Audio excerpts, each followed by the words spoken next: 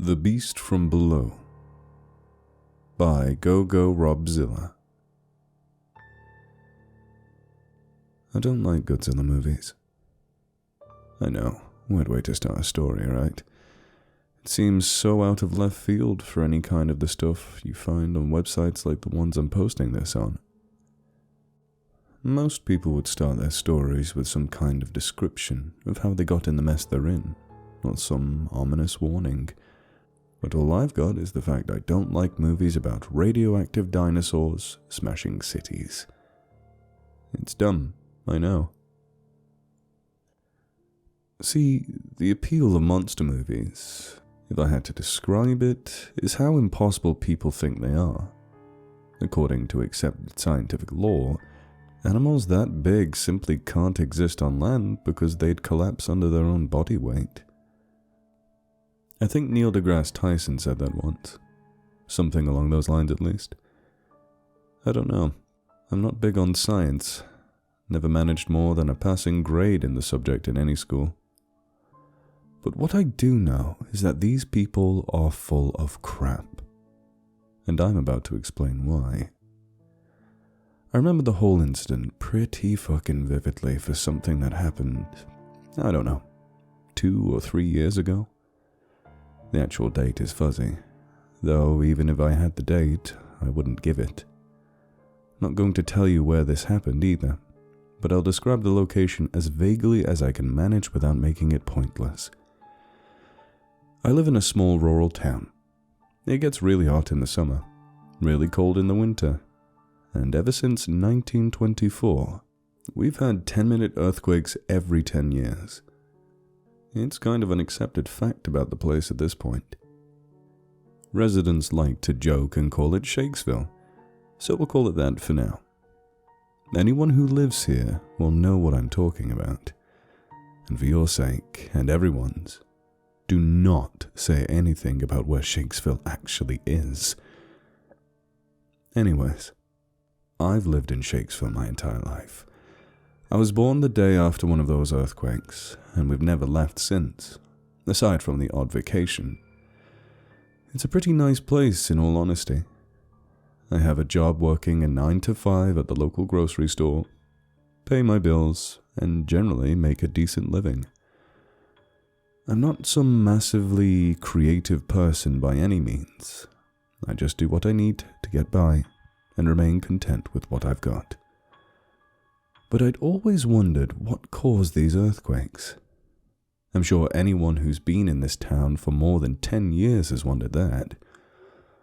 In fact, no, I know it. We'd always talk about it after school, because we all had these weird feelings that it wasn't something natural. After all, they always happened on the same date, at the same time of day, and lasted for the same amount of time. Some kid named Jimmy, he was the weird one. He always said that it was because there was something beneath the earth, a species of mole people that burrowed through the earth every 10 years or something like that. We all laughed it off, said it sounded ridiculous. Looking back, I almost wish it was that simple. It's happened 3 times in my life. The quakes, I mean. Once when I was 9 years old, once when I was 19, and once when I was 29. The time when I was 19, I'd made a decision. I'd use the money I got from working at a local burger joint and get some equipment to figure out where the epicenter of the earthquakes were. I got a ruler, a high-quality compass, a printer and some paper, a beefy calculator, and I got to work. I watched the clock intently. A guide written by an undergraduate studying geology lists the following instructions, and these are the ones I followed for those curious. Number 1. Measure the time that elapses between the arrival of the primary wave, P, and the arrival of the secondary wave, S, to the seismic stations. Number 2. Using the SP time, determine the epicentral distance of each station to the earthquake using a travel time curve. Number 3. Use a map and geographical compass to draw arcs of radii equal to the epicentral distances around each station. Where these arcs overlap, you may approximate your epicenter. I didn't manage to get a precise measurement. Maybe it was because I only had 10 minutes to do it. Maybe it was because it was my first time, or maybe the instructions were bad. I don't know. I'm no geologist. But I did get a general direction. And the next day I called in sick, got some supplies, and walked in that direction, out of town and into the woods surrounding it. I had the foresight to time my walk. 5 hours there and back in total. When you work at any kind of restaurant, you get used to standing on your feet all day. And looking back, I'm incredibly grateful for this, because I don't know if I could have made it all the way out there if I wasn't used to being on my feet like 24/7. But after 2.5 hours about, I broke through the trees and found the weirdest thing I'd ever seen up to that point. It was some kind of rock formation in the middle of some kind of clearing. And it was huge. Like it was so big that it could have been mistaken for a football stadium from really high up. I didn't even bother trying to walk around it. But something didn't seem right about it. For one, it was made of a bunch of jagged rocks that looked almost like canines. You know, the little fangs everyone has on the upper and lower lines of teeth. Run your tongue across your teeth, and if you feel little fangs, that's them. Some looked chipped, others didn't. But they were arranged into a circle, or maybe an oval. The way they were angled gave me the impression it could be either or, but the weirdest part is when I went over to it and managed to get a peek between them. All I saw was a hole. By this point, I decided that it was something to do with these rocks. Specifically what, though? That's what was confusing me. I made a personal note to come back there after a few hours before the earthquake happened again in 10 years. And so, I then went home.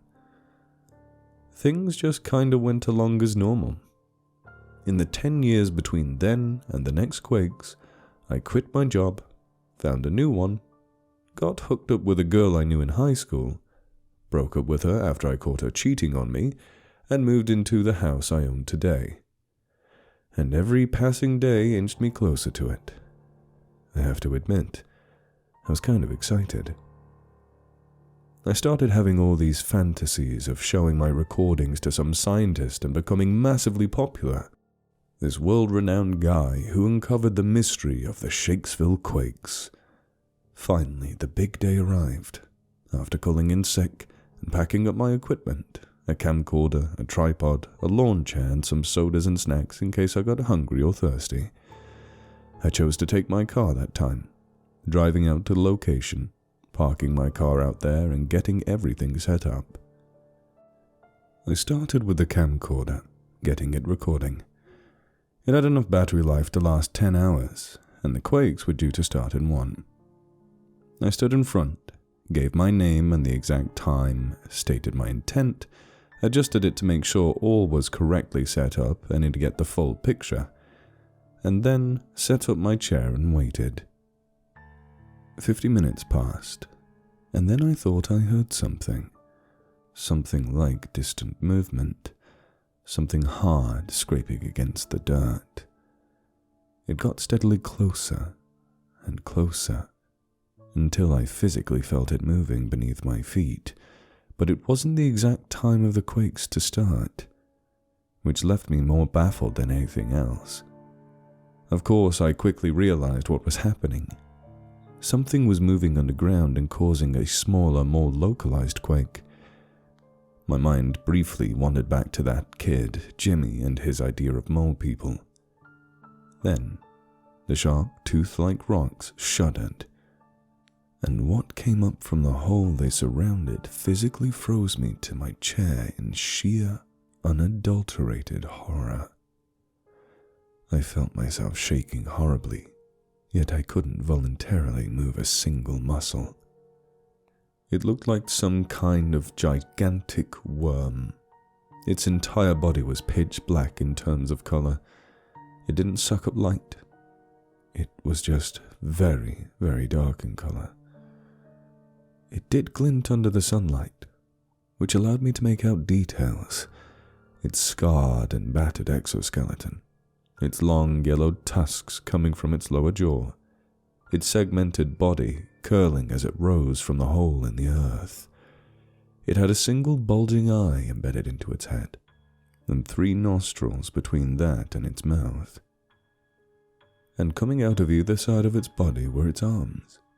They were fairly thick in width compared to the worm, giving the impression it was quite physically strong.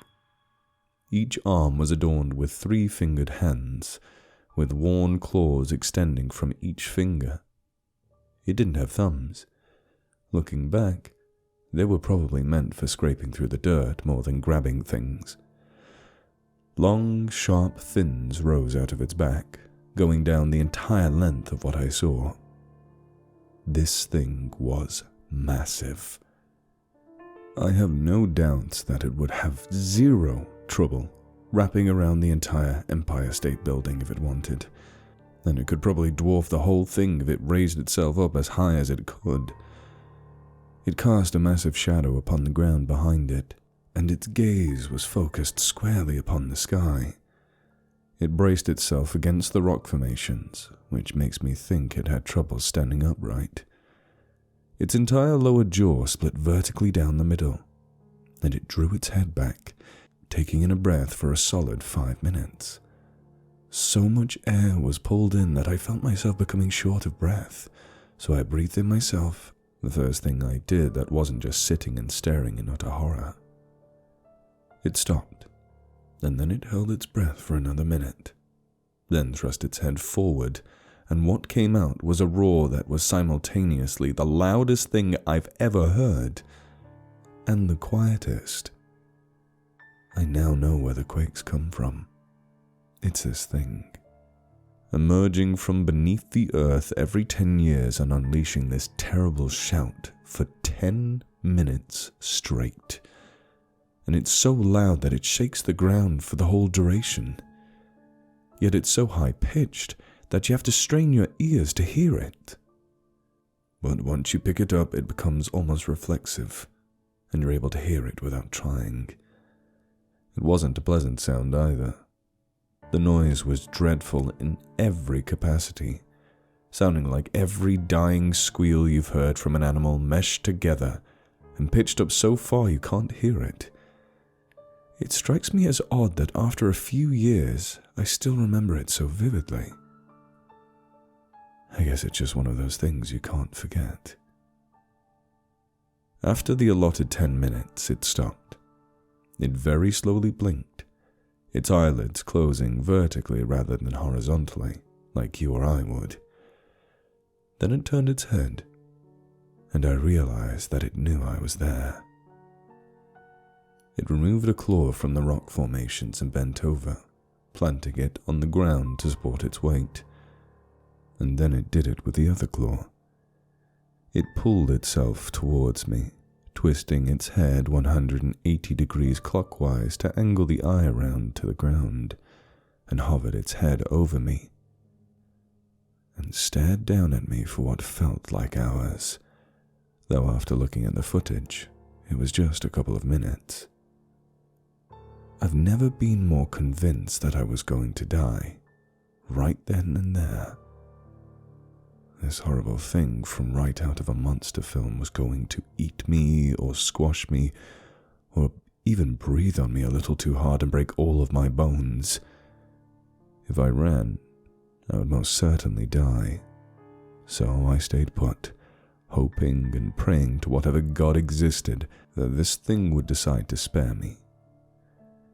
It eventually began to go back, rotating its head into the default position as it used its claws to push itself back towards the hole. It climbed back in, once more using its claws to brace itself against the formations. It gave another roar of the same length as last time, and then slipped back under the surface, to return to whatever pit it called home. I sat there for over an hour as I regained my ability to move. Once I did, I very shakily got up, turned off the camcorder, got everything packed up, wolfed down some snacks, and went home. I didn't sleep that night. How could I? I just witnessed something horrible, something I couldn't forget if I tried. I attended a local church the next morning. I've never been a religious fella, but I needed to feel there was someone out there better than that thing, something that could give me an ounce of security. It hadn't killed me. For some reason I was still alive.